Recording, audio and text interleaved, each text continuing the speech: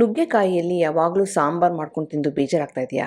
ಹಾಗಾದರೆ ಈ ರೀತಿ ನುಗ್ಗೆಕಾಯಿ ಮಸಾಲ ಮಾಡಿ ಇದನ್ನು ಅನ್ನಕ್ಕೆ ಕಲಿಸ್ಕೊಂಡಾದರೂ ತಿನ್ಬೋದು, ಇಲ್ಲಾಂದರೆ ಸೈಡಾಗಿ ಪಲ್ಯಕ್ಕಾದರೂ ಉಪಯೋಗಿಸ್ಕೋಬೋದು. ನಾನು ಆಶಾ, ನಿಮಗೆಲ್ಲರಿಗೂ ಅಡುಗೆ ಸಾಧನಕ್ಕೆ ಸ್ವಾಗತ. ಈ ನುಗ್ಗೆಕಾಯಿ ಮಸಾಲ ಮಾಡೋದಕ್ಕೆ ನಾನಿಲ್ಲಿ ಒಂದು ಬಾಣಲಿಗೆ 1 ಟೇಬಲ್ ಸ್ಪೂನಷ್ಟು ಎಣ್ಣೆನ ಹಾಕಿ ಆಮೇಲೆ ಈ ಒಗ್ಗರಣೆ ಸಾಮಗ್ರಿಗಳನ್ನ ಸೇರಿಸ್ತಾ ಇದ್ದೀನಿ. ಸಾಸಿವೆ, ಉದ್ದಿನಬೇಳೆ, ಜೀರಿಗೆ, ಕೆಂಪು ಮೆಣಸಿನಕಾಯಿ ಇಷ್ಟು ಹಾಕಿ ಸಾಸಿವೆ ಚೆನ್ನಾಗಿ ಸಿಡಿಬೇಕು. ಅದಾದಮೇಲೆ ಇಲ್ಲಿ ಕೆಲವು ಕರಿಬೇವಿನ ಎಲೆನ ಹಾಕಿ ಒಗ್ಗರಣೆ ರೆಡಿ ಮಾಡ್ಕೊಳ್ತಾ ಇದ್ದೀನಿ. ಇದರೊಂದಿಗೆ ಒಂದು ಮುಖ್ಯವಾದಂಥ ಪದಾರ್ಥ ಇದೆ, ಅದೇನು ಅಂತಂದರೆ ಇಂಗಿನ ಪುಡಿನ ಸೇರಿಸ್ತಾ ಇದ್ದೀನಿ. ಒಂದು 1/4 ಟೀ ಸ್ಪೂನಷ್ಟು ಇಂಗಿನ ಪುಡಿನ ಸೇರಿಸ್ತಾ ಇದ್ದೀನಿ. ಈ ನುಗ್ಗೆಕಾಯಿ ಮಸಾಲೆಗೆ ಈರುಳ್ಳಿ ಹಾಕ್ತಿಲ್ಲ, ಬೆಳ್ಳುಳ್ಳಿನೂ ಸಹ ಹಾಕ್ತಿಲ್ಲ, ಶುಂಠಿನೂ ಸಹ ಸೇರಿಸ್ತಿಲ್ಲ. ಹಾಗಾಗಿ ಇಂಗಿನ ಪುಡಿ ತುಂಬಾ ಮುಖ್ಯ ಒಗ್ಗರಣೆಗೆ ಹಾಕೋದು. ಈ ಒಗ್ಗರಣೆ ರೆಡಿಯಾಗಿದೆ ಅಂದಾಗ ಇಲ್ಲಿ ಒಂದು 6ರಿಂದ 7 ನುಗ್ಗೆಕಾಯಿನ ಈ ರೀತಿ 1 ಇಂಚಿನಷ್ಟು ಉದ್ದಕ್ಕೆ ಕಟ್ ಮಾಡಿಕೊಂಡು ರೆಡಿ ಮಾಡ್ಕೊಂಡಿದ್ದೀನಿ. ಇವಾಗ ನಾವೇನು ಮಾಡಬೇಕಾಗತ್ತೆ ಅಂದರೆ ಈ ನುಗ್ಗೆಕಾಯಿ ಪೀಸಸ್ನ ಒಗ್ಗರಣೆಯಲ್ಲಿ ಸ್ವಲ್ಪ ಹೊತ್ತು ಬಾಡಿಸ್ಕೋಬೇಕಾಗತ್ತೆ. ನುಗ್ಗೆಕಾಯಿನ ಲೋ ಫ್ಲೇಮಲ್ಲಿ ಬಾಡಿಸ್ಕೊಳ್ಳೋಣ. ಎಲ್ಲಿವರೆಗೆ ಅಂತಂತಂದರೆ ಇದು ಸಿಪ್ಪೆ ಸ್ವಲ್ಪ ಬ್ರೌನ್ ಆಗಬೇಕು, ಅಲ್ಲಿವರೆಗೆ ನುಗ್ಗೆಕಾಯಿನ ಚೆನ್ನಾಗಿ ಬಾಡಿಸ್ಕೊಳ್ಳೋಣ.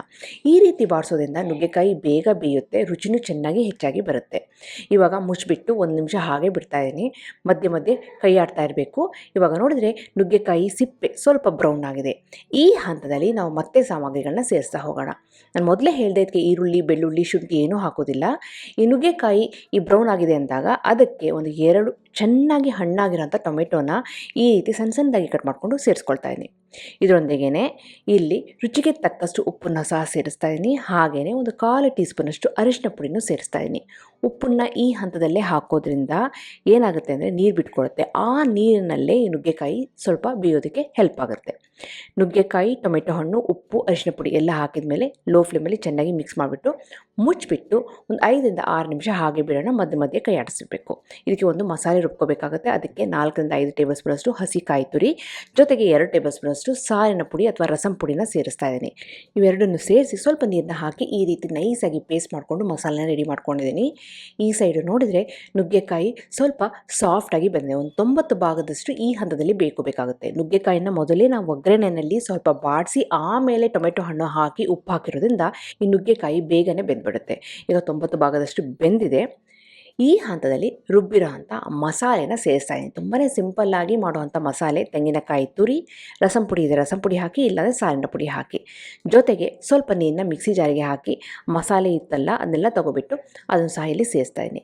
ನೀರು ನಿಮಗೆ ಎಷ್ಟು ಬೇಕೋ ಅಷ್ಟನ್ನು ಹಾಕೋಬೋದು. ಈ ಮಸಾಲೆ ಸ್ವಲ್ಪ ನೀರಾಗಿರಬೇಕು ಅಂದರೆ ಸ್ವಲ್ಪ ಜಾಸ್ತಿ ನೀರನ್ನ ಸೇರಿಸಿ, ಇಲ್ಲ ಸ್ವಲ್ಪ ಗಟ್ಟಿಯಾಗಿ ಪಲ್ಯವಾಗಿರಬೇಕು ಅಂತಂದರೆ ಈ ನುಗ್ಗೆಕಾಯಿ ಬೇಯೋದಕ್ಕೆ ಎಷ್ಟು ನೀರು ಬೇಕೋ ಅಷ್ಟು ನೀರನ್ನ ಮಾತ್ರ ಸೇರಿಸಿ. ಈಗ ನೋಡಿ, ನುಗ್ಗೆಕಾಯಿ ಚೆನ್ನಾಗಿ ಮುಳುಗಿರೋ ಅಷ್ಟು ನೀರನ್ನ ಸೇರಿಸ್ತಾ ಇದ್ದೀನಿ.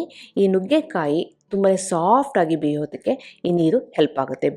ಲಾಸ್ಟಿಗೆ ನುಗ್ಗೆಕಾಯಿ ಬೇಯೋ ಹೊತ್ತಿಗೆ ಈ ನೀರು ಚೆನ್ನಾಗಿ ಇಂಗಿಬಿಟ್ಟು ಅದು ಸಹ ಗಟ್ಟಿಯಾಗ್ತಾ ಬರುತ್ತೆ. ಇವಾಗ ನೋಡಿದರೆ ನುಗ್ಗೆಕಾಯಿ ಚೆನ್ನಾಗಿ ಬೇಯ್ತಾ ಇದೆ. ಆ ನೀರಿನ ಪ್ರಮಾಣನೂ ಸ್ವಲ್ಪ ಕಡಿಮೆ ಆಗ್ತಾ ಇದೆ. ಮಧ್ಯೆ ಮಧ್ಯೆ ಕೈ ಆಡಿಸ್ತಾ ಇರಬೇಕು, ತಳ ಹತ್ತಬಾರ್ದಲ್ವ. ಹಾಗಾಗಿ ಈ ನುಗ್ಗೆಕಾಯಿ ಮಸಾಲೆ, ಉಪ್ಪು, ಖಾರ ಎಲ್ಲ ಚೆನ್ನಾಗಿ ಹೀರ್ಕೊಂಡು ಸೂಪರಾಗಿ ಟೇಸ್ಟಿಯಾಗಿ ಬರುತ್ತೆ. ಇವಾಗ ನೋಡಿದರೆ ಕನ್ಸಿಸ್ಟೆನ್ಸಿ ಕರೆಕ್ಟಾಗಿದೆ. ಸೈಡ್ನ ಪಲ್ಯಕ್ಕಾದರೂ ನಾವು ಉಪಯೋಗಿಸ್ಕೋಬಹುದು, ಇಲ್ಲ ಅಂತಂದರೆ ಬಿಸಿ ಅನ್ನಕ್ಕೆ ತುಪ್ಪ ಹಾಕ್ಕೊಂಡು ಈ ನುಗ್ಗೆಕಾಯಿ ಮಸಾಲನ್ನ ಕಲಿಸ್ಕೊಂಡು ತಿನ್ನೋಕ್ಕೂ ಎಕ್ಸಲೆಂಟ್ ಆಗಿರುತ್ತೆ. ನುಗ್ಗೆಕಾಯಿ ಹದವಾಗಿ ಬೆಂದಿದೆ. ಕೊನೆಗೆ ನಾವು ಇದಕ್ಕೆ ಸ್ವಲ್ಪ ಕರಿಬೇವಿನ ಎಲೆ ಹಾಗೆ ಹಸಿ ಮೆಣಸಿನ್ಕಾಯಿನ ಉದ್ದುದ್ದಕ್ಕೆ ಕಟ್ ಮಾಡಿಕೊಂಡು ಮೇಲೆ ಹಾಕಿಬಿಟ್ರೆ ತುಂಬಾ ರುಚಿಯಾಗಿ ಬರುತ್ತೆ. ಹಸಿ ಮೆಣಸಿನ್ಕಾಯಿನ ಲಾಸ್ಟಿಗೆ ಹಾಕಿ ಈ ನುಗ್ಗೆಕಾಯಿ ಮಸಾಲನ ತಿನ್ನಬೇಕಾದ್ರೆ ಬಾಯಿಗೆ ಸ್ವಲ್ಪ ಹಸಿ ಮೆಣಸಿನ್ಕಾಯಿ ಸಿಕ್ಕಿದರೆ ಅದ್ಭುತವಾಗಿರುತ್ತೆ. ನಿಮಗೆಲ್ಲ ಈ ರೆಸಿಪಿ ಇಷ್ಟ ಆಗಿದೆ ಅಂತ ಅಂದ್ಕೊಂಡಿದ್ದೀನಿ. ಖಂಡಿತವಾಗ್ಲೂ ಟ್ರೈ ಮಾಡಿ. ಹೇಗೆ ಬಂತು ಅಂತ ನಾನು ಕಮೆಂಟ್ ಸೆಕ್ಷನಲ್ಲಿ ದಯವಿಟ್ಟು ತಿಳಿಸಿ. ಹಾಗೆ ನೀವೇನು ಅಡುಗೆ ಸಾಧನಕ್ಕೆ ಸಬ್ಸ್ಕ್ರೈಬ್ ಆಗಿಲ್ಲ ಅಂದರೆ ತಡ ಯಾಕೆ ಈಗಲೇ ಸಬ್ಸ್ಕ್ರೈಬ್ ಆಗಿ ಪಕ್ಕದಲ್ಲಿರುವ ಬೆಲ್ ಬಟನ್ ಕೂಡ ಟಚ್ ಮಾಡಿ. ನಿಮಗೆ ವಿಡಿಯೋ ಇಷ್ಟ ಆಯಿತು ಅಂದರೆ ಲೈಕ್ ಬಟನ್ನ ಕ್ಲಿಕ್ ಮಾಡಿ, ಫ್ರೆಂಡ್ಸ್ ಆ್ಯಂಡ್ ಫ್ಯಾಮಿಲಿ ಜೊತೆ ಶೇರ್ ಮಾಡಿ, ವಾಟ್ಸಪ್ಪಲ್ಲಿ ಶೇರ್ ಮಾಡಿ. ಮತ್ತೊಂದು ಇಂಟ್ರೆಸ್ಟಿಂಗ್ ರೆಸಿಪಿಯೊಂದಿಗೆ ಭೇಟಿ ಆಗ್ತೀನಿ. ಅಲ್ಲಿವರೆಗೆ thank you, bye bye, see you.